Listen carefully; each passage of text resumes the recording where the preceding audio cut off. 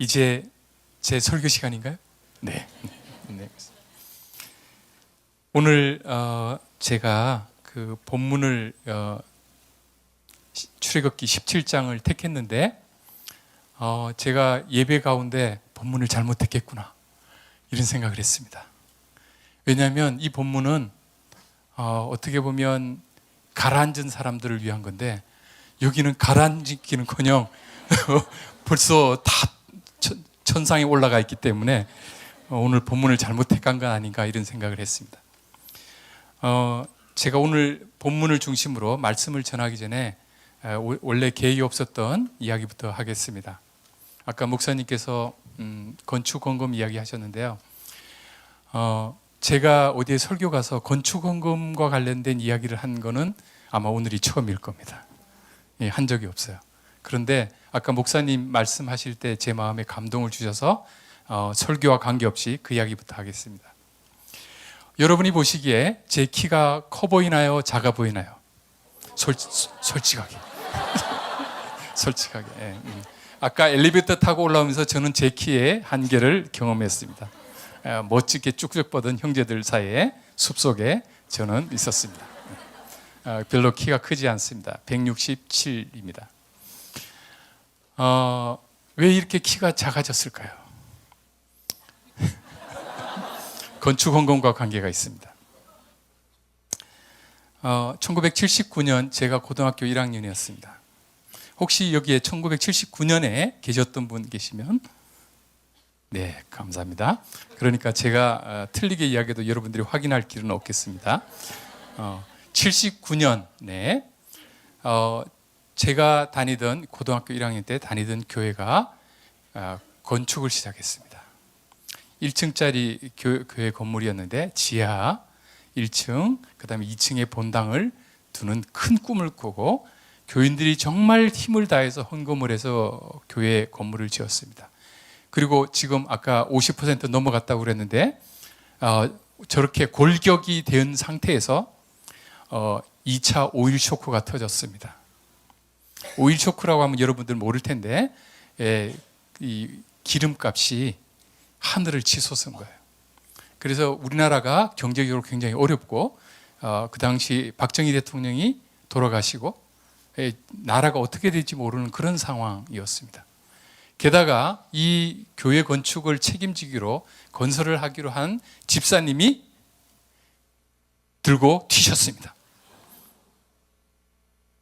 그래서 교회는 돈이 한 푼도 없고 건물은 앙상하게 있고 예배를 드릴 수가 없죠. 그래서 인근에 무슨 중학교 건물을 빌려서 주일마다 예배를 드리는 한참 걸어가서 그런 상황에서 더 이상 거기를 사용할 수도 없는 상황에서 앙상한 골격만 있는 상태에서 교회 건축이 중단되어야 되는 상황이 벌어졌습니다. 그때 기억납니다. 저는 2층에 막 마분지에 날리는 가운데 거기에 신문지를 깔고 앉아서 고등부 예배를 드렸던 기억이 납니다. 교회에서 결단을 했습니다. 이대로 머물 수는 없다. 다시 불가능하지만 힘을 내어서 건축원금을 하자. 그런데 온 교인이 다 하기로 했어요. 그러니까 고등학생인 저도 예배는 아니고 고등부 시간에 건축원금 이야기가 나왔습니다. 그런데 예배를 드리는데 제가 너무 가슴이 아픈 거예요. 이 앙상한 교회에서 제 마음에 건축원금을 해야겠다 하는 생각을 했습니다. 그런데 그때 건축원금을 이야기하셨던 그 전도사님이 너무나 지혜롭게 말씀하셨어요. 여러분, 바로 내는 게 아니고 3년에 걸쳐서 나눠서 내면 됩니다. 이랬어요. 그래서 제가 계산을 하다가 제가 수가 약합니다. 직관적인 사람입니다. 그래서 저는 100만 원으로 알고 있는데 저희 아버님은 25만 원이라고 그러더라고요. 25만 원을 작정했습니다. 3년이면 낼 것 같았어요. 여러분, 그 당시 25만 원이면 지금 얼마일까요? 모르겠습니다. 한 1000만 원 되지 않을까? 아니면 한 500만 원 되지 않을까 싶습니다. 그리고 작정한 것이 올라갔습니다. 그런데 작정한 분들 명단이 나오잖아요. 제 이름이 빠져 있는 거예요. 왜 그랬을까요? 저희 아버님이 담임 목사님이셨거든요.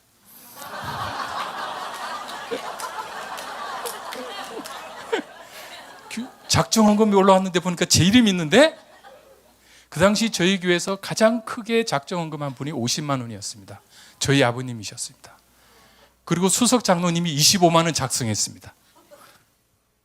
그런데 고등학교 1학년인 제가 25만 원을 작성한 거예요. 아무에게도 의논하지 않고 감동대회로. 그런데 아버님이 딱 단상에서 보시고는 이건 아니다고 싹 빼셨습니다.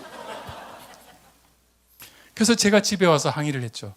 제가 하나님께 드렸는데 아무리 목사님이라도 마음대로 이렇게 하시면 됩니까? 그러니까 굉장히 당황해 하시더라고요. 그리고 그 다음 주에 제가 작정한 것으로 공식 등록이 됐습니다. 그 다음부터 이걸 해결을 해야 되는데 집이 너무 어렵던 상황이어서 저는 고등학교 때까지 용돈이라는 걸 받아본 적이 없어요. 주로 구슬치기에서 구슬 팔아서 용돈하고 이런 식으로. 근데 그 작정헌금은 했죠. 그래서 제가 머리를 굴렸습니다. 이걸 해결할 수 있는 방법이 뭘까? 제가 버스를 타고 한 곳을 가서 그 앞에서 내려서 버스를 갈아타면 저희가 고등학교를 갔습니다. 근데 이 두 번째 갈 때가 아주 버스 정류장으로 한 4정거장 되는 거리입니다. 제가 생각을 한 거예요. 조금 더 일찍 나가자. 그리고 걸으면 토큰 2개가 나온다. 토큰이라고 하세요? 예전에 버스표의 토큰 이런 게 있었어요. 토큰 2개다. 하루에 토큰 2개면 월, 화, 수, 목, 금 5개. 그죠? 그럼 한 달이면 20개. 1년이면 꽤 된 것 같아요. 그래서 그때부터 제가 토큰을 모으기 시작했습니다. 필통 밑에다가. 그런데 이것 가지고는 안 돼요. 그래서 제가 또 머리를 썼습니다. 아침에 일부러 밥을 안 먹고 튀어나가기 시작했습니다. 그랬더니 용돈을 그렇게 주지도 않던 어머니가 빵 사 먹으라고 돈을 줬습니다. 빵값. 그래서 제 통장에는, 필통 밑에는 드디어 지폐도 생기기 시작했습니다. 아침을 굶었습니다. 빵 사 먹지 않았습니다. 그리고 저녁에 야간 자습할 때 라면 끓여서 같이 차가운 도시락이라고 먹으는데 그 돈도 밑에 깔았습니다. 그렇게 한 3개월이 지난 후에 제가 드디어 모은 것을 헌금을 냈습니다. 헌금 드리고 나서 집에 왔는데 집에서 난리가 났습니다. 너 그 돈 어디서 났냐? 분명히 너에게서 나올 게 아무 데도 없는데 이 돈 어디서 나왔냐? 훔쳤냐? 뭐 이런 이야기까지. 아닙니다. 그래서 이실직고를 했죠. 그랬더니 아침에 빵 먹으라 주는 돈이 2배로 늘었습니다. 어떻게 됐을까요? 그대로 필동 밑으로 들어갔습니다.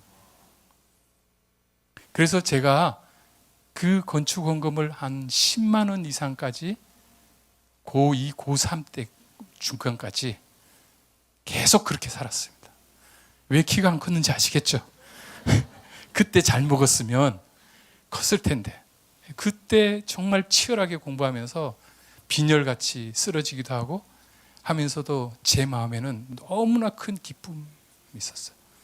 목표의식이 있었습니다. 지나놓고 보니까 저에게 그 헌금을 위해서 드렸던 시간들이 저에게 절약을 가르쳐줬고 저축을 가르쳐줬습니다. 누가 가르쳐주지 않은 것을 없는 데서도 저축할 수 있구나 하는 것을 배웠습니다. 그래서 그 헌금을 거의 한 10만 원 이상을 헌금을 한 날, 어느 날 아버님이 집에 들어와서 저에게 이렇게 말씀하시는 겁니다. 너 더 이상 헌금 안 내도 된다. 왜요? 내가 견디다 못해서 내가 내야 될 거 대신에 너 거부터 냈다. 그래서 갑자기 탕감이 됐습니다. 제 이름으로 내주셨어요. 제가 공식적으로 이렇게 말했습니다. 어떻게 제가 내야 될 헌금을 아버지가 내십니까? 이렇게 말하고 집에 방에 들어와서 얼마나 기뻐서 할렐루야 하면서 나는 해방되었다 이렇게 드디어 빵 먹을 수 있게 됐다. 정말 어떻게 보면 잊을 수 없는 고등학교 시절, 잠도 부족하고 학업에 미쳐있던 그 시절에 저에게 어떤 신앙을 유지하고 저를 살렸던 것은 이 황폐하게 보이는 이 성전이 이루어져서 거기서 예배 드릴 수 있는 내가 정말 공간에 내가 참여할 수 있다. 그러니까 어떻게 보면 많은 걸 드린 것 같지는 않지만 제가 그 과정에서 제가 은혜를 받고 그리고 체력은 떨어지고 나중에는 막 쓰러지기도 하고 했지만 지금 살아있죠? 네. 그리고 제가 왜 하나님께서 그렇게 해서 제 키를 안 키우셨는지를 결혼하고 알았습니다. 결혼하고 나서 제가 대학원생 시절이니까 돈이 없잖아요. 수입도 별로 없죠. 옷을 살 돈도 별로 없었습니다. 옷을 안 샀어요. 그런데 장인어른께서 철마다 저를 부르셔서 입고 계시던 새 옷을 본인은 사시고 싶으시니까 저에게 물려준다는 명분으로 장인어른 양복부터 시작해서 온갖 옷을 철마다 내어주시기 시작했습니다. 제 동서가 있는데요, 키가 커요. 저희 장인어른과 제가 사이즈가 같아요. 할렐루야. 제가 그렇게 건축원금했던 것 이상의 많은 것들을 저희 장인어른 옷을 통해서 받았습니다. 제가 결혼하고 거의 10년은 제가 제 양복 맞춘 적이 없습니다. 장인어른의 옷을 물려받아서 입고 다녔습니다. 그런데 장인어른이 워낙 멋쟁이시기 때문에 괜찮았어요. 저는 그때 뒤늦게 깨달았어요. 하나님이 내 키를 안 키우신 이유. 이렇게 복 주시려고. 제가 이런 이야기는 처음 합니다. 그런데 가끔 제가 들으니까 그런 이야기를 했다고 그래요. 저희 아버지가 제 이야기를 부흥 집회 오신 어떤 부흥사님한테 했더니 이 부흥사님이 어디 집회 하시면서 몇 군데서 제 이야기를 하셨대요. 이 이야기를 건축. 그래서 제발 그 이야기 좀 하지 마라. 비밀로 해달라 이랬는데 제가 오늘 할 줄은 몰랐습니다. 그렇게 했던 이유 중에 하나가 제가 객관적으로 보세요. 그렇게 영양실조같이 걸려있고 시간도 부족한데 걸어 다니고 그런데 그 걸어 다닌 것이 고등학교 기간 동안 부족한 체력을 메우는데 도움이 됐던 거예요. 지나놓고 보니까. 그리고 약간 재수 나쁜 이야기를 하겠습니다. 제가 고3 때 처음으로 전교 1등을 했습니다. 왜요? 안 그렇게 보여요? 네. 제 그때 꿈이 제가 중3 때 목사가 되기로 소원을 했는데 그때 제 꿈이 뭐였느냐면 신학교에 전국 수석을 해서 신학교에 들어가는 게 제 꿈이었어요. 그래서 미친 듯이 공부했습니다. 신학교에 전국 수석 인터뷰 하잖아요. 그 어디로 가실 겁니까? 신학교요. 이거 하고 싶었어요. 근데 하나님이 저의 교만을 꺾으셨습니다. 시험 전날 감기 심하게 걸려가지고 제정신한 상태에서 시험을 쳤습니다. 그래서 점수가 안 나와서 서울대로 들어갔습니다.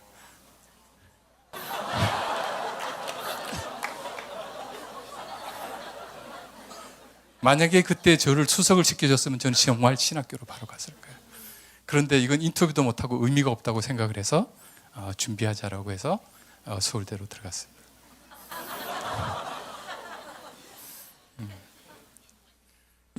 안 믿겨지세요? 저는 하나님께서 여러분이 뭐 어떤 상황이지만 우리가 보통 이 세상에서 학력 뭐 이런 것들 따지잖아요. 세상의 눈으로 볼 때 그게 중요할 수 있어요. 그런데 하나님의 눈으로 볼 때는 다르다는 사실을 꼭 기억하십시오. 사람들의 평가가 중요한 것이 아니라 하나님의 평가가 매우 중요하다는 것. 그리고 하나님이 얼마나 기뻐하시느냐가 매우 결정적으로 중요하다는 거죠. 제 인생의 어떤 중요한 결정을 할 때마다 저는 계속 그렇게 걸어왔습니다. 그래서 남들이 미쳤다. 왜 그 길을 선택했냐. 이렇게 이야기를 하지만 저는 그 길을 선택했습니다. 오늘 본문은 여러분이 잘 아시는 본문이에요. 이스라엘 백성이 이렇게 이집트에서 나와서 광야를 이렇게 걸어가던 시점이에요. 제가 여러분에게 물어보겠습니다. 여러분 지금 나이가 어떻게 되는지 모르겠어요. 그런데 저보다는 조금 젊으신 것 같아요. 참 까먹겠네. 이 앞에 지금 앉아있는 분들 하나님 특별히 더 사랑하실 겁니다. 박수를 쳐주죠. 이 앞에 계십니다. 네. 이렇게 자발적으로 희생하고 다른 사람을 위해서 섬기고 이런 사람들이 하나님 나라의 최고 일꾼들입니다. 하나님 복 받으실 거예요. 복 받으실 거예요. 네. 여러분이 인생에 지금 어느 시점에 지금 여러분들이 서 있다고 생각하십니까? 성경을 보면 많은 이야기들이 있어요. 그런데 여러분들이 성경을 읽을 때 그 이야기 속에서 그냥 이야기로만 듣지 마시고 그 이야기 스토리 중에 내가 어느 지점에 서 있는지를 한번 물어보실 필요가 있습니다. 이스라엘 백성이 출애굽을 했어요. 이집트를 떠났어요. 그리고 광야를 지나서 여리고 앞까지 갑니다. 그리고 그 앞에서 뭐예요? 여리고 기도회를 하겠죠? 그러면 여러분은 지금 여리고 기도회를 하고 있는데 여러분의 인생에 있어서 출애굽에서 광야를 지나서 여리고를 돼서 가나안으로 들어가는 시점에서 여러분은 어느 지점쯤에 서 있다고 생각하십니까? 이 질문은 다르게 서로 사람마다 다르게 대답되어질 수 있습니다. 저도 이 본문을 좋아하는 이유 중에 하나가 저희 인생에 중요한 결정을 할 때마다 항상 말씀이 기준이 됐거든요. 그런 본문들이 몇 개가 있어요. 그 중에 오늘 한 본문을 여러분과 나누려고 합니다. 오늘 본문을 보면 이스라엘 자손의 모든 회중이 신광야를 떠나서 그 길대로 행하여 르비딤의 장막을 쳤습니다. 그런데 여기 중요한 말씀이 나와요. 여호와의 명령대로. 따라할까요? 여호와의 명령대로. 여호와의 명령대로 움직였습니다. 그런데 뭐라고 이야기하면 백성이 마실 물이 없는 겁니다. 여러분 그런 경험하셨어요? 하나님 말씀에 의지해서 다른 사람들이 다 미쳤다고 그러는데 하나님 말씀에 의해서 결정하고 걸어갔는데 물이 없어요. 그런데 물이 없는 게 그냥 물이 없는 것이 아니라 앞에서 어떤 일이 벌어졌냐면 마라야라고 하는 곳에 가서 물을 찾는데 쓴물밖에 나오지 않아가지고 고통을 받고 있을 때, 원망하고 있을 때 모세를 통해서 지팡이, 나무가지를 던져서 사실 지팡이라고 하기도 볼품없는 그런 지팡이 같은 나무가지를 던져서 쓴물이 단물이 됐잖아요. 자, 여러분에게 그런 단물이 된 샘물이 하나 생기면 떠나고 싶지 않겠죠? 여기가 좋사오니 초막셋을 짓고 그런데 여호와께서 가라 말씀하시죠. 그냥 가는 게 아니고 샘물을 들고 가는 것이 아니라 마라의 단물을 뒤로 두고 가라. 갈 수 있겠어요? 갔어요. 그랬더니 놀라운 일이 벌어졌어요. 엘림이라고 하는 곳에 갔더니 샘물이 12개나 되는 거예요. 이야, 로또죠. 한 개가 12개가 됐어요. 거기다가 야자수가 70그루나 있어요. 이스라엘 백성이 가나안에서 이집트로 내려갈 때 딱 70명이었습니다. 그 말씀은 70그루의 이 야자나무는 하나님께서 이스라엘 백성을 다 먹이시겠다는 약속이세요. 12개의 샘물은 12지파를 다 책임지시겠다는 약속이세요. 한 개의 우물을 버리고 여호와의 명령에 순종했더니 어떤 일이 발생했다고요? 12개의 샘물과 70그루의 야자수가 나온 거예요. 그러면 여러분 어떻게 생각해요? 할렐루야! 나 여기 있을래요. 그런데 하나님은 야속하게 가라고. 만족하지 마. 가라고. 이 채플이 좋죠? 그렇죠? 여기 너무 좋아요, 분위기. 그런데 뭐라고 했어요? 가라고 해요. 그래서 갔어요. 갔는데 뭐라고요? 마실 물이 없는 거예요. 마라의 단물도 버렸죠? 엘림의 12개의 샘물도 버렸죠? 그러면 이제는 한 100개 정도 주셔야 되지 않아요?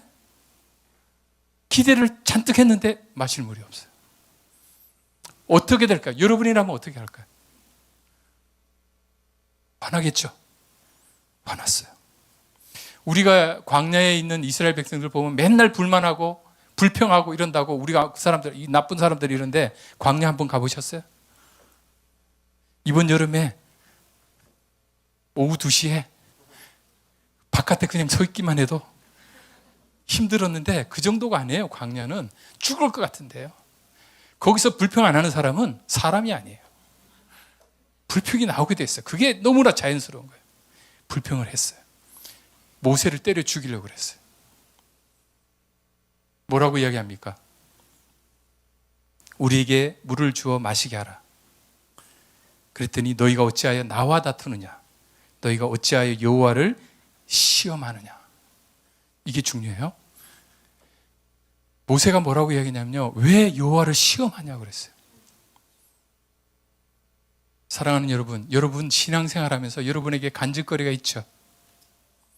하나님을 만난 경험이 있죠. 하나님이 여러분과 함께 하시고 여러분을 인도하신 경험이 있죠. 그런데 놀라운 것은 말이에요. 그렇게 하나님이 우리와 함께 하신 체험들이 있는데도 새로운 상황이 되면 왜 하나님을 시험하고 싶을까요? 분명히 하나님이 과거에 나와 동행하시면서 지금까지 나를 인도하셨는데 새로운 상황 앞에 서면 그냥 자동적으로 이 믿음이 작용되는 것이 아니라 내 마음이 또 무너지고 의심이 들고 흔들리는 거예요. 우리는 아직 완성되지 않았어요. 광야의 길은 하나님께서 이스라엘 백성을 하나님의 백성으로 빚어가시는 과정이에요. 빚어가시는 과정이에요. 놀라운 것은 이스라엘 백성은 한 번도 광야에서 테스트에 성공한 적이 없습니다. 매번 불평했고요. 매번 무너졌어요. 한 번도 성공한 적 없어요. 그런데 놀랍게도 가나안 앞에 갔을 때는 준비가 됐어요. 이런 것 같아요. 시험 칠 때마다 빵점 맞는 거예요. 구구쌤 틀리고, 그죠? 계속 틀리는 거예요. 틀렸는데 그 다음 틀리고 나서 깨달았어요. 근데 점수는 반영이 안 돼. 내신 빵점. 근데 내신을 믿으면 안 돼요. 왜요? 틀리고 나서 깨달았는데 그건 점수에 반영이 안 되니까. 중요한 건 아냐 모르냐가 중요하거든요. 그렇죠? 그렇잖아요. 저는 내신이나 수능 가지고 사람 평가하는 거 이건 아니라고 봐요. 이건 아니라고 봐요, 정말. 네. 중요한 것은 지금 아느냐 모르냐가 중요하지 그 시점에 알았느냐 모르냐가 중요한 게 아니에요. 이스라엘 백성들 광야 시험에 한 번도 내신 빵점이에요. 그런데 하나님은 이들을 하나님의 백성으로 빚어가신 거예요. 우리의 실패, 우리의 의심, 우리의 두려움, 우리의 흔들림, 이것에 우리가 우리 스스로를 무너뜨리지 말아요. 하나님께서 신실하게 우리를 붙드셔서 우리의 원망과 불평과 흔들림 가운데서도 하나님은 우리를 일으켜 세워가십니다. 놀라우죠. 그래서 아까 우리 목사님이 그랬잖아요. 하나님이 하신다고. 이 고백 그냥 나오는 고백이 아닙니다. 우리는 매번 실패할 겁니다. 오늘 이렇게 멋진 예배를 드리고 감동을 받아도 또 내일 우리는 무너질 수밖에 없는 존재예요. 그러나 단계가 달라질 겁니다. 무너지는 종류가 달라질 것이고 우리에게 닥쳐올 도전도 이전보다는 훨씬 셀 것입니다. 그러나 그것 통해서 우리는 더욱 성숙될 것이고 더욱 강력해질 것입니다. 하나님의 군대로 하나님의 사람으로 만들어져 갈 것입니다. 이스라엘 백성들은 모세에게 원망을 했습니다. 왜 우리를 이집트에서 끌어내가지고 여기서 죽게 만드느냐라고 말했습니다. 이집트는 어떤 곳입니까? 4대 문명의 발상지죠. 제가 한번 여쭤볼게요. 이집트가 나아요? 가나안이 나아요? 너무 질문하면 안 되나요? 혹시 4대 문명에 가나안이 있는 초승달 지역이 들어가나요? 안 들어갑니다. 신명기에 보면 이집트와 가나안을 비교하는 본문이 나와요. 너희가 들어갈 땅은 너희가 나온 땅과 같지 않아서 하늘에서 내리는 비를 흡수하는 땅이다 이렇게 말씀하세요. 그 말이 무슨 말인 줄 아세요? 비가 안 내리면 망할 동네라는 거예요. 이집트는 비가 오지 않아도 괜찮아요. 왜요? 나일강 때문에 1년 내내 농사지을 물이 풍성해요. 그래서 문명이 발달했어요. 여러분을 만약에 이집트와 같은 환경 속에서 여러분을 산지인 가나안으로 몰아넣으신다면, 여리고를 통과해서, 여러분은 그것을 선택하시겠습니까? 객관적으로 봤을 때는 이집트가 훨씬 낫거든요. 이집트 어떤 나라인 줄 아세요? 파리바게뜨 같은 걸 최초로 만드는 나라입니다. 발효식품 있죠? 빵. 효모를 넣어서 빵 부풀기 해가지고 만든 최초의 나라가 이집트입니다. 최고의 나라였어요. 그래서 이스라엘 백성들은 광야에서 항상 화덕 옆에서 구워 먹던 그 빵을 그리워했어요. 빵 맛을 한번 들이면 그거 못 견딥니다. 못 견딥니다. 저도 빵 중독된 사람인데 그 빵 맛을 알아요. 예. 그리고 이집트에서 살았던 그 빵 맛. 그래서 그리워했어요. 그런데 그들은 빵을 누렸지만 거기서 뭐로 살았어요? 노예로 살았어요. 324시간, 한 달 365일 내내 쉬는 날 없이 일을 했어요. 하나님께서 안식을 그렇게 강조하신 이유가 거기 있어요. 이집트는 안식이 없었어요. 하나님 안에 안식이 없었어요. 노예였어요. 그런데 입에 들어오는 것은 광야에서 먹는 것보다 훨씬 더 양질의 것들이 들어왔다는 거죠. 여러분은 진정한 자유를 선택하시겠습니까? 아니면 육적인 이런 빵에 선택하시겠습니까? 그런데 여러분 젖과 꿀이 흐르는 땅 하면 어디가 떠올라요? 가나안 땅이죠. 그래서 제가 저희 신대원생들한테 성경 퀴즈 시험이 있거든요. 객관식을 냈어요. 이 본문에서 말하는 젖과 꿀이 흐르는 땅은 뭘 나타낼까? 1번 가나안, 2번 대한민국, 3번 이집트, 4번 바빌로니아. 이랬더니 다 틀렸어요. 제가 냈던 질문의 대답은 이집트였습니다. 성경을 보면 젖과 꿀이 흐르는 땅을 가리키는 두 종류의 사람들이 있습니다. 한 사람들은, 믿음의 사람들은 가나안을 말했고, 반역을 일으켰던 사람은 왜 우리를 젖과 꿀이 흐르는 땅에서 우리를 끄집어내서 죽게 만드느냐라고 이야기했어요. 그 땅은 어디라고요? 이집트입니다. 객관적으로는 어디가 젖과 꿀이 흐르는 땅이에요? 이집트예요.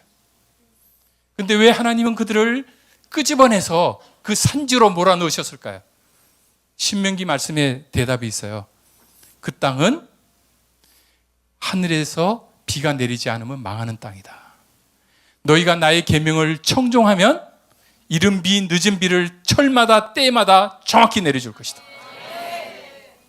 이집트는 그 농경을 하기 위해서 나일강으로부터 진흙더미에서 물을 길어와야 됐어요. 발에 습진이 생기도록 노동을 해야지만 사는 동네예요. 그러나 가나안 땅은 하나님의 말씀에 청종하면 이른 비, 늦은 비를 때에 따라 정확히 내려주십니다. 우리가 수고할 필요가 없어요. 하나님이 하셔요. 나는 그저 하나님의 사람으로 충실하게 살아가기만 하면 하나님이 책임져 주시는 땅, 그 땅이 가나안 땅이에요. 그래서 젖과 꿀이 흐르는 땅이에요. 하나님은 왜 그런 땅에 우리를 몰아넣기를 원하셨을까요? 하나님은 그만큼 하나님 없이 살지 못하는 조건을 만들어서 우리가 하나님과 바싹 붙어서 살기를 원하셨던 거예요. 부모가 자녀를 옆에 끼고 살고 싶어 하듯이 우리 하나님은 우리를 가까이 하고 싶으신 거예요. 우리가 워낙 연약하기 때문에 그런 조건이 아니면, 이집트와 같은 조건이면 하나님을 버리고 또 떠날까 봐 하나님 없이는, 하나님께 매달리지 않고서는 살 수 없는 환경 속으로 우리를 집어넣으신 겁니다. 사랑하는 여러분, 여러분의 각자의 상황을 저는 잘 몰라요. 각자 기도 제목들이 있을 거예요. 놀라운 것은 매일 기도해도 매일 기도할 제목이 또 생기더라고요. 매일 일이 생겨요. 매일 고민할 것들이 생겨요. 그런데 제가 어느 날 깨달았어요. 기도할 제목이 없는 게 문제구나. 이 고난, 어려움, 나를 향한 도전들이 중요한 것이 아니라 이것을 통해서 하나님 앞에 바싹 엎드리고 기도하도록 하시는 하나님의 은혜가 여기 있구나. 기도하는 시간 너무나 기쁘고 즐겁다고 우리가 찬양을 하잖아요. 그 기도의 맛은 고통 가운데 있을 때, 문제 가운데 있을 때 기도하면서 그리고 응답받고 힘을 얻고 하나님의 살아계심을 체험하는 그런 다이나믹한 삶.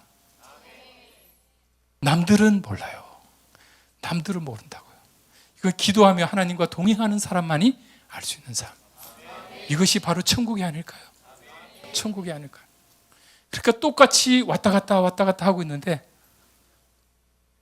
한 사람은 천상의 삶을 살고 있고 한 사람은 지옥의 삶을 사는 거예요. 어떤 사람은 헬 조선이라고 막 힘들어하는데 어떤 사람은 그보다 더 나쁜 환경인 것 같은데 그것이 기도의 제목이 되고 하나님께 나아가는 계기가 돼서 하나님께 더 가까이 나가는 그런 놀라운 일들이 벌어지는 겁니다. 그렇다고 일부러 하나님 문제를 주세요 이렇게 기도할 필요 없어요. 기도 안 해도 옵니다. 이스라엘 백성들처럼 옵니다. 이스라엘 백성이 이런 문제를 일으켰을 때 하나님께서 모세에게 이렇게 말씀하십니다.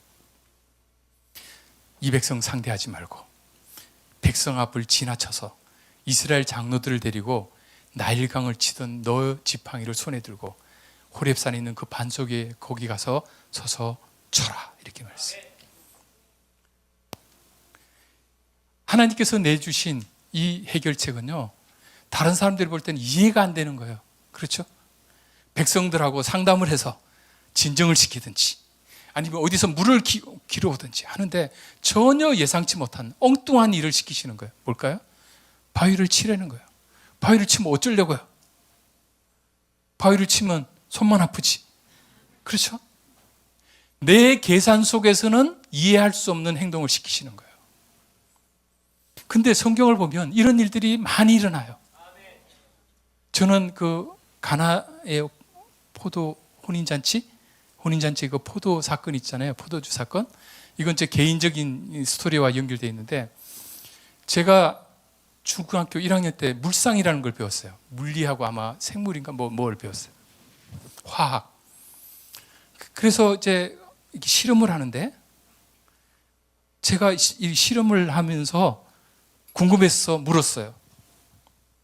어떻게 하면 물로 포도주를 만들 수 있습니까? 그랬더니 저희 선생님이 저를 어이없이 쳐다보더니 안 돼, 그건 불가능해. 그래서 제가 아니요, 저희 목사님이 된다고 그랬는데요. 그래서 그러면 목사님한테 가서 물어봐 이랬더니 그 집에 와서 저희 아버지가 목사님이니까 아버지 어떻게 하면 물로 포도주를 만듭니까? 물상 선생님은 안 된다고 그러셨는데 여러분 물로 포도주 만들 수 있어요? 저는 그때 성찬식 때 포도주 드시는 분 보고 너무 부러워가지고 교회에서 안 주면 내가 물로 한번 만들어 봐야지 이런 생각을 했었거든요. 저희 아버지가 대답은 안 하시고 이렇게 물으셨어요. 경지가 너 하나님이 태초에 천지를 만드신 거 믿니? 네. 그랬더니 뭐라고 말씀하시냐면 아니 아무것도 없는데 이 엄청난 세상을 만드신 분이 그깟 물로 포도주 못 만드셔? 제가 충격을 받았어요. 두 가지로 충격을 받는데 하나, 하나님이 천지를 창조하셨다는 걸 너무 쉽게 믿었다는 사실. 근데 믿어지더라고요. 두 번째, 그걸 믿고 나면 이 성경에 나오는 모든 기적들은 안 믿을 게 하나도 없다는 거예요. 그걸 깨달았어요. 금불창 선생님 덕분에 깨달았어요. 그래서 그 성경에 보면 무리를 걷는다든지 모든 이적이라든지 날 모든 치유와 기적들 있잖아요. 이거는 천지를 만드신 일에 비하면 아무것도 아니에요. 전능하신 하나님. 그러면 그 전능하신 하나님이 우리의 아버지이신데 우리의 문제들을 그분이 해결 못 하실까요? 하나님이 이걸 해결 못 하실 거야. 그거는 하나님을 너무 업수히 여기는 거예요.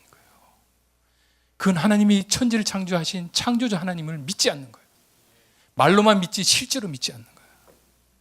정말 믿는다면 우리 하나님께는 불가능한 것이 없어요. 그럼 우리 이렇게 물어요. 불가능한 게 없는데 왜 안 해주세요? 그랬다면 왜 물이 떨어졌겠어요? 여기. 정말 불가능해 보이는. 그런데 가나의 혼인잔치에 보면요, 종들한테 시킨 일이 있어요. 물 항아리에 물을 갖다 부으래요. 그죠? 12. 근데 물 항아리는 뭐냐면 정결례에 쓰이는 거기 때문에 손님들이 들어오면서 손발 씻으면서 필요한 물이었거든요. 깨끗하지도 않은 물. 이미 다 손님들 들어왔기 때문에 그럴 필요 없어요. 허튼 짓 하는 거예요. 어디 옆 동네 가서 포도주 구해와야지. 허튼 짓 하는 거예요. 그런데 종들은 아무도 토를 달지 않았습니다. 종은 뭐라고요? 토 달지 않는 사람들이라고. 토 달지 않는 사람들. 그저 가서 물을 부었어요. 그냥 가득 부었어요. 그랬더니 또 시켜요. 그걸 떠다가 갖다 주라고. 여러분 잔치집에 화장실 물 퍼다가 갖다가 레스토랑에 마시라고 갖다 줄 수 있어요? 못하죠. 이 어처구니 없는 일을 또 시키시는 거예요. 뭐라고요? 토달지 않고 갖다 줬어요. 그랬더니 어떤 일이 벌어졌어요? 포도주가 됐어요. 포도주를 받아 누리는 사람들은 그 맛은 느리지만 그것이 어디에서 나온지 아는 사람은 종들밖에 없어요. 세상은 몰라요, 이 비밀을. 순종해 본 사람만이, 하나님의 말씀에 순종해 본 사람만이 그 비밀을 알아요. 놀라운 비밀이에요. 신부는 비록 종일지 모르지만 그 집의 주인들도 모르는 놀라운 비밀을 알게 됐어요. 순종이에요. 믿음이에요. 모세는 순종했어요. 이게 어떤 일이 벌어질지 하나님이 설명도 안 했어요. 그저 지팡이를 들고 쳤습니다. 그때 어떤 일이 벌어졌어요? 반석이 쪼개지면서 거기서 생수가 흘러나왔어요. 마라의 쓴물이 단물이 바뀌었을 때는 작은 우물 하나였어요. 엘림에서는 12개의 우물이었어요. 이제는 강같이 흘러나오는 거예요. 물의 성질이 벌써 달라지는 거예요. 엘림을 버리길 잘했죠? 엘림을 버리기 잘했죠? 버릴 때 하나님은 거기 가면 바위 치면 생수 강같이 흐르게 해줄까? 미리 말씀 안 하세요. 재미없어요. 재미없다고. 하나님은 우리에게 절대적인 신뢰를 요구하세요. 내가 이해할 수 없는 상황, 망할 길로 가는 것 같은 그 상황에 하나님은 우리가 그분을 신뢰하고 뚜벅뚜벅 한 걸음 한 걸음 걸어가기를 바라요. 여러분 잘 아시다시피 이 반석이 어떤 반석입니까? 고린도전서에 보면 예수 그리스도입니다. 반석이 쪼개졌다는 것은 십자가에서 로마 병정의 창이 예수님의 몸을 관통한 것입니다. 예수님의 몸에서 피와 물이 흘러나온 것처럼 반석에서 영생수가 쏟아나오는 것입니다. 하나님이 우리를 위하여 자신의 몸을 찢어주신 겁니다.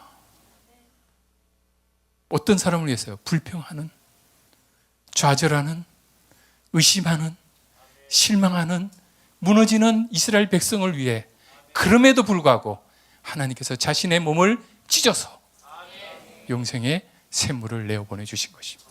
그래서 우리가 갈증을 해소할 수 있는 것입니다. 사랑하는 여러분, 이 정도 되면 해피엔딩 아니에요? 너무 좋죠? 그런데 어떤 일이 벌어지냐면 바로 그때 아말렉족이 쳐들어옵니다. 언제요? 이런 황홀한 순간에 아말렉족이 쳐들어온다고요.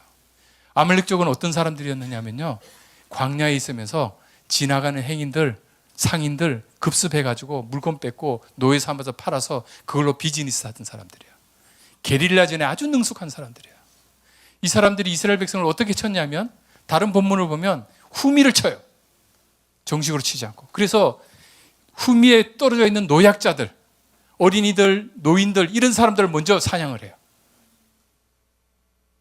사랑하는 여러분, 여러분이 만약에 여러분의 공동체가 가고 있는데 너무 무서운 존재가 와서 뒤를 치는데 나는 앞에 있어요.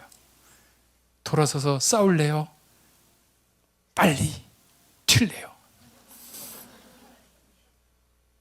동물의 왕국에 보면 호랑이나 사자가 뒤에 약한 걸 하나 잡는 동안 나머지는 다 도망가요. 그게 동물의 세계예요. 근데 이스라엘 백성은 놀랍게도 전투하기로 마음을 먹었어요. 왜요? 샘물을 마셨거든요. 이 물을 마셨거든요. 하나님께서 우리에게 성령을 부어주시면 어떤 일이 벌어진 줄 아세요? 광야로 보내세요. 예수님이 성령으로 세례를 받으신 후에 광야로 성령께서 끌고 가세요. 왜요? 감당할 능력을 먼저 주시는 거예요. 르비딤에서 생수를 주셨어요. 아말렉과 싸울 수 있는 힘을 주신 거예요. 준비시키신 후에 감당할 적을 붙여주시는 거예요. 이스라엘 백성 도망가지 않았어요. 싸우기를 시작했어요. 놀라운 것은 구약을 보면 이때부터 이스라엘 백성을 단수로 부르기 시작합니다. 하나의 공동체를 처음으로 이루는 거예요. 약한 자, 강한 자가 누르는 것이 이집트의 삶의 방식이었어요. 새로운 공동체, 하나님을 아버지로 모시는 새로운 공동체. 이 공동체는 약한 자, 강한 자 구분 없이 서로를 세워주는 공동체. 강한 사람이 약한 사람을 위해서 희생하는 공동체. 자신의 생명을 내놓는 공동체가 된 거예요. 불평하는 공동체가 생수를 마시고 나서 공동체의 성격이 바뀐 것입니다. 하나의 공동체가 된 겁니다. 그래서 구약 성경을 읽어보면 너희 가운데 가난한 자가 있느냐? 구약의 이스라엘 백성이 타락했을 때 보면 약한 자를 돌보지 않아요. 사랑하는 영부, 여기 공동체로 모였어요. 그렇죠? 다 겉으로 멀쩡해요. 전 몰라요. 그런데 분명히 서로 각자 약한 부분들이 있을 거예요. 그런데 그 약한 부분을 드러냈을 때 도리어 놀림을 받거나 누가 품어주지 않거나 그것이 배척의 이유가 되면 그 공동체에 살 수가 없어요. 세상은 자신의 약점을 드러내고 약함을 드러내면 아말렉처럼 와서 공격하고 뺏고 그런 것이 세상이에요. 그런데 세상과 전혀 다른 공동체가 있어요. 그것이 바로 교회 공동체입니다. 이곳은 약한 사람들, 연약한 사람들이 자신의 연약함을 그대로 드러내어도 좋은 공동체. 도리어 치유받고 격려받고 힘을 얻어서 다시 더 약한 사람을, 자신이 경험했던 그 약함을 여전히 겪고 있는 사람을 세워줄 수 있는 능력의 사람으로 세워지는 공동체. 이게 바로 교회인 겁니다. 여러분이 이 교회 가운데 들어와 있습니다. 놀라운 은혜입니다. 정말 놀라운 은혜입니다. 세상이 감당할 수 없는 공동체, 세상에서 볼 수 없는 공동체, 이 새로운 공동체, 교회 공동체입니다. 약한 자를 돌보는 공동체, 약한 자를 위해서 내 목숨까지 내놓는 공동체. 그래서 여호와서를 필두로 전쟁에 나섭니다. 그때 이 전쟁에 독특한 점이 있어요. 뭘까요? 여호수아가 군대를 이끌고 나갑니다. 여호수아가 처음 등장해요. 다음 세대가 처음 등장해요. 그런데 모세가 전투에 참여하지 않고 높은 산 위로 올라갑니다. 그리고 손을 들고 기도하기 시작합니다. 손을 들고 기도하기 시작합니다. 근데 전투가 진행되는데 팔이 아파서 이게 내려오면 져요. 이게 올라가면 이겨요. 그래서 아론과 훌이 이 옆에 팔을 받쳐요. 기도에 손이 내려가지 않도록. 예전에 고대의 전쟁은요, 대장기가 떨어지면 더 이상 전투를 하지 않아요. 져요. 대장기가 꿋꿋이 서 있는 한 누구도 전쟁에서 물러서지 않아요. 저 높은 산 위에 하나님을 향하여 기도하는 모세의 기도의 깃발이 우뚝 솟은 거예요. 이 전쟁의 승패는 누구에 의해서 결정됐을까요? 기도의 손. 하나님의 전쟁이에요. 그런데 하나님의 전쟁이니까 우리는 그냥 가만히 있어요? 맞아요. 처음에는 가만히 있었어야 됐어요. 홍해를 건널 때 하나님 뭐라고 했어요? 너희는 잠잠히 있어. 하나님이 너희를 위해서 행하시는 큰 일을 보아라. 아직 베이비 수준이기 때문에 나서면 방해가 돼요. 그냥 안 울고 가만히 있기만 해도 잘하는 거예요. 그래서 너희는 잠잠히 있으면서 하나님이 하시는 큰 일을 보라고 하셨어요. 큰 일을 봤어요. 그리고 그들이 한 일은 소고치고 찬양하는 일이었어요. 그러나 마라를 거치고 엘림을 거치고 르비딤을 거치면서 그들은 생수를 마시면서 준비가 됐어요. 이제는 그대로 잠잠히 있는 것이 아니에요. 요수아처럼 나가서 싸워야 되는 거예요. 나가서 싸워야 되는 거예요. 하나님이 다 알아서 하시겠지. 아니에요. 내가 할 수 있는 최선을 다해서 나가서 싸우기 시작합니다. 그러나 기억하십시오. 이 전쟁의 승패는 내 힘에 달려 있지 않아요. 하나님의 손에 달려 있어요. 그래서 이 기도의 손이 떨어질 때 지고, 기도의 손이 올라갈 때 이겼던 것입니다. 저는 상상을 해봐요. 이 사람들이 전투를 어떻게 했을까? 상대를 치기 위해서 칼로 이렇게 하면서 짱짱짱짱 했을까? 아마 이랬을 것 같아요. 모세의 손을 보면서 했을 것 같아요. 그럼 저쪽에서 봤을 때 어이없겠죠. 그렇죠. 어이없겠죠. 모세의 손을 보는 순간 적이 보여요? 안 보이죠. 무서워요? 안 보이는데 왜 무서워요? 우리의 대장이신 그분의 깃발이 저 위에 있는데, 기도가 끊이지 않고 있는데 승리를 확신할 수 있었던 것이죠. 여러분, 기도가 너무나 중요합니다. 지금도 하나님 보좌 우편에서 우리 주님께서 우리를 위하여 두 손 드시고 간절히 기도하고 계십니다. 때로는 우리가 기도할 바를 어떻게 해야 될지 몰랐을 때 성령이 말할 수 없는 탄식으로 우리의 기도를 도우십니다. 기도하기 힘들다고요? 그냥 기도의 자리에 나와서 그냥 앉아 계세요. 때로는 너무 힘들어서 어떤 말 해야 될지도 모를 때가 있어요. 한숨 쉬고 그냥 앉아 계세요. 앉아 계세요. 하나님 보좌 우편에서 우리 주님께서 여러분을 위해서 여러분보다 더 확실하게 기도해 주실 것입니다. 우리가 십자가에 달린 예수 그리스도를 바라볼 때 하나님 보좌 우편에 계신 주님의 얼굴을 바라보고 그 손을 바라보는 동안 우리의 기도는 실패하지 않습니다. 우리의 인생은 실패하지 않아요. 하나님이 책임져 주십니다. 책임져 주십니다. 저희 백석대학교는 역사가 오래되지는 않았어요. 1976년에 3평짜리 자그마한 신학교에서 시작을 했어요. 오랫동안 그 3평짜리 때 이 학교가 이렇게 컸으리라고는 아무도 상상 못했습니다. 놀라운 것은 우리 학교를 세우신 설립자이신 총장님조차도 고백하세요. 나는 내가 이렇게 큰 학교의 설립자가 될 줄 난 몰랐다. 몰랐다. 나는. 그 말씀이 정확한 거예요. 한 걸음 주님 시키신 대로 그냥 걸어갔을 뿐이에요. 걸어갔을 뿐이에요.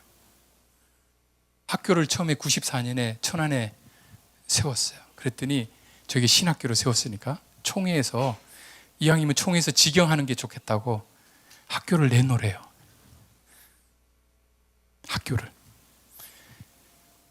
정말 개인의 재산을 모두 다 털어서 세운 건물과 학교 인가를 다 냈는데 그냥 달래요. 그래가지고 저희 총장님께서 안 된다고 그러셨대. 당연히죠. 또 좀 이따 또 와서 두 번째 또 안 된다고 그랬대. 세 번째 와서 그럴 때 아니 그러면 그 부탁하시면 목사님이거든요. 그럼 목사님 교회를 주시면 제가 드릴게요 했더니 그냥 쉥 가시더래. 근데 그 다음부터 이제 매일 주무시기 전에 기도하시는데 기도하는데 이런 마음이 드시더래요. 내가 신학교를 세우면서 하나님께서 이 학교를 신학교로 대학으로 인가를 해주시면 내가 하나님의 학교로서 하나님을 위해서 일하겠습니다 했는데 그 기도가 생각나면서 하나님이 이렇게 말씀하시더래요. 내 거라며? 내 거라며? 네 거 아니라 내 거라며? 기도할 때마다 막 이게 막 계속 기도는 안 할 수 없고 기도만 하면 이게 막 부대끼고 괴롭고 부대끼고 괴롭고 어느 날 딱 정리해서 다 인감해가지고 등록해서 학교 재산을 총에다 그냥 드렸어요. 자신의 모든 것을 내려놨어요. 그리고 이제 목회를 해야지 이렇게 생각하셨는데 본인 말씀으로는 찬양을 잘 못해가지고 이거 어떡하나 이렇게 그렇게 7개월이 흘렀는데 총회에서 그걸 감당을 못해가지고 돌려주자 해가지고 돌아왔어요. 이거 운영할 수 있는 우리 능력이 안 된다. 7개월 만에. 그래서 너무 감동하셔서 하나님이 이렇게 돌려주셨다면 내가 뭘 못해 해서 원래 지었던 건물 옆에다 건물 하나를 더 지었어요. 그게 저희 학교에서 가장 오래된 건물입니다. 지금도 있습니다. 하나님의 것이라고 인정하고 하나님의 것으로 내어드리면 그런 사람에게 하나님께서는 제대로 쓸 것이라고 생각해서 맡겨주시는 거예요. 맡겨주시는 겁니다. 저희 아까 목사님 이야기를 하셨지만 저희는 기도를 굉장히 강조해요. 저희가 이제 신학대학원에 교수님들을 뽑거든요. 작년에도 저희가 11분을 모셨는데 1차 면접을 하고 괜찮으면요, 면접장에서 욕을 해요. 10일간 금식하십시오. 그리고 신앙 고백문을 쓰십시오. 그리고 2차 면접을 봅시다. 이렇게 말해요. 여러분, 10일간 금식하는 게 쉽지는 않죠? 다행히 그 제도가 생기기 전에 저는 백석대학교에 들어왔습니다. 얼마나 감사한지. 10일간 이제 제가 이제 면접에 들어가니까 10일간 금식을 하는 게 쉽지 않아요. 정말 쉽지 않아요. 근데 많은 분들이 목사님들이시기 때문에 교회에서 사역을 다 하시면서 금식을 하시는 거예요. 이번에도 대신 교수님인데 교회에서 사역을 다 하시는 거예요. 그러니까 교인들한테 교인들은 식사하는데 왜 목사님 식사 안 하세요? 이런데 말을 못 하지. 그렇죠? 그러니까 다 막 옆에서 짜장면 이거 다 맡아가면서, 그죠? 어디 산에 가서 하면 좋을 텐데 사역 다 하면서, 주일 사역 다 하고 설교 다 하면서 10일간 금식해야 되니까 얼마나 힘든지 몰라요. 그리고 어떤 분은 신앙 고백문을 쓰라고 하니까 내가 목사고 신학 박사인데 내가 초신자도 아닌데 무슨 신앙 고백을 쓰냐, 이래가지고 떨어진 사람도 있어요. 금식하고. 금식했다고 붙은 것도 아니에요. 2차 면접 때 다시 3차 면접까지. 왜 이렇게 뽑을까요? 지식으로는 외국의 웬만한 유수한 유명한 신학교에서, 대학에서 박사 받은 분들이면 대학 교수로 충분하지 않을까요? 그러나 우리 학교는 훌륭한 학자는 기본이지만 학자만 가지고는 안 돼요. 영적 지도자들을 길러내야 되기 때문에 기도의 사람, 금식을 통해서 낮아질 대로 낮아지는 경, 광야를 거쳐본 사람, 반석 앞에서 샘물을 갈구하는 사람, 이런 사람이야지만 신학생들을 길러내고 미래 목회자들을 길러낼 수 있다고 생각을 하는 거예요. 그래서 근데 교수님들이, 제가 한번 여러분께, 신학 교수님들은 새벽 기도를 할까요? 안 할까요? 저희 학교에 초창기에 온 교수님 중에 한 분이 자기는 새벽 기도 빼달라고, 왜냐하면 논문을 많이 써야 되기 때문에 새벽에 나서 논문 쓰면 그것도 새벽 기도라고. 그래서 우리 총장님의 마음에 상처를 크게 줬습니다. 저희는 학교의 주요 보직을 맡는 사람들은 세상적인 능력과 행정 능력이 탁월한 사람보다 새벽 기도하고 예배 충실하게 참석하고 신앙생활하고 기도를 집중하는 사람들을 주요 행정 보직에 임명을 합니다. 왜 그럴까요? 모든 일들은 아무리 사람이 뛰어난다고 해서 잘할 수 있는 게 아니에요. 방금 보셨죠? 전쟁의 승패는 누구에게 달려있어요? 기도의 손에 달려있다고요. 기도하는 사람들, 주님께 매달리는 사람들이 주요 보직에 있어야지만 기도로 모든 일들을 할 거 아니에요. 그렇죠? 사랑하는 여러분, 제가 예를 하나 든 거에 불과한데 저는 그래서 하나님께서 기적적인 복을 주셨다고 생각을 해요. 신학교들이 지금 많이 사그라지는데 저희는 정원을 한 번도 줄인 적이 없습니다. 계속 기도하는 사람들을 길러내고 있어요. 그래서 신학생들이 들어오면 신입생들 2주간 저희 기숙사 채플 해가지고 2주간 먹고 자면서 영성 수련을 해요. 신입하기 전에. 거기에 저희 교수님들이 다 참여합니다. 저희 총장님도 참여합니다. 새벽부터 밤늦게까지 같이 울부짖고 기도합니다. 얼마나 바빠요, 총장님이. 교수님들 얼마나 바빠요. 강의 준비 당연히 해야겠죠. 그러나 강의 준비 많이 하고 지식으로 가르치고 성령의 도움에 의지하지 않는 가르침보다는 2주간 학생들과 함께 무릎 꿇고 간절히 기도하고 성령의 도우심을 구하고 가르쳐야지만 된다는 거예요. 기도가, 성령의 도우심을 구하는 기도가 우리의 성패를 가름합니다. 여호와 니시, 승리의 하나님, 높은 깃발. 어떤 깃발을? 기도의 손의 깃발입니다. 우리 오메가 교회에 기도하는 분들이 많이 있으리라고 생각합니다. 저는 교회 가면, 어느 교회 가면 그 가진 권사님들 있잖아요. 나이 드신 분들 80세, 90세, 나는 교회에서 할 일이 없어 이렇게 이야기하시는 분들 보고 전혀 아니라고 이야기합니다. 안타처럼 교회 어른들이 쉬지 않고 교회 모든 성도들을 위해서, 사역을 위해서 기도할 때 하나님께서 일하시는 거거든요. 기도 없이는 교회의 모든 일이 거룩하게 이루어지지 않습니다. 기도하면 기적이 일어납니다. 기도하면 반석이 열립니다. 하나님께서 일하십니다. 여러분들의 삶에 기도의 이 영줄기, 기도의 이 절대 놓치지 않았으면 좋겠어요. 아까 여러분들 부르짖어 기도할 때 제 마음에 너무 감동이 오더라고요. 살아있구나. 살아있구나. 살아있어야 됩니다. 살아있는 공동체. 그래서 다음 세대가 죽어가고 어쩌고 뭐 저쩌고 하지만 생명이 있는 곳에는 사람들이 오게 되어 있습니다. 지금 준비하고 있는 성전 하나님께서 이루실 것입니다. 그런데 겉으로 드러난 성전이 중요한 것이 아니라 그 안에서 어떤 일이 벌어지냐 하는 것입니다. 하나님께서 성막을 지어주실 때, 하나님이 이렇게 저렇게 지으라고 성막을 만드셨어요. 성막을 만들고 나니까 어떤 일이 벌어지냐면 하나님이 구름으로 강하게 임재하십니다. 성전을 충만하게 채우십니다. 우리를 하나님의 전으로 드리면 성령께서 우리를 채우실 것입니다.